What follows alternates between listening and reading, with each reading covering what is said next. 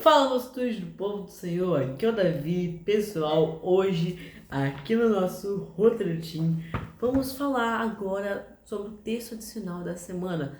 Vamos dar uma explanação nele. Veja só, ele diz bem assim: vocês receberão poder quando o Espírito Santo descer sobre vocês, e serão minhas testemunhas em toda a parte de Jerusalém, e em toda a Judéia, em Samaria, e nos lugares mais distantes da terra. Sabe, Jesus, ele estava querendo passar uma mensagem para os seus discípulos. Mas ele havia três coisas que Jesus queria especialmente que seus discípulos soubessem. A primeira coisa ele queria que os discípulos entendessem e sentissem a realidade da ressurreição. Qual era o real propósito deles ressuscitar e ir para o céu?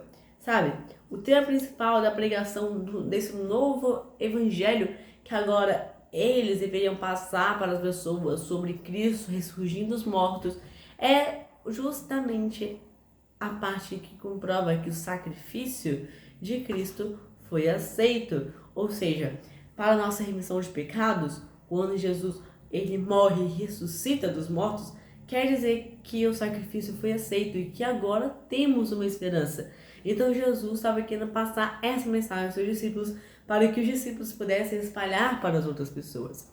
E a segunda coisa que Jesus queria é que os discípulos deveriam entender quem é o Espírito Santo e qual era a sua relação com a igreja. E durante todo o seu ministério aqui na Terra, Jesus ele declarou que voltaria para o Pai. Em situações ele dizia bem assim: quando eu for e preparar os lugares, eu voltarei para buscar vocês, entendeu? E farei muitas moradas, sabe? Essa partezinha assim. Então Jesus estava dizendo que ele ia voltar para o Pai, mas ele dizia assim: pera, eu não vou deixar vocês sozinhos, eu vou deixar alguém para ajudar vocês. E esse, entre aspas, alguém foi o Espírito Santo.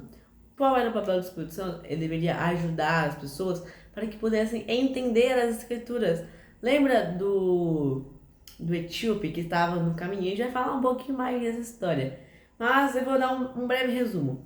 Um eunuco estava no caminho e não estava conseguindo entender um livro, até que um dos discípulos de Jesus, Felipe, apareceu e foi ajudá-lo para que pudesse entender aquela leitura. Sabe, eu estou comparando Felipe ao Espírito Santo. Como assim?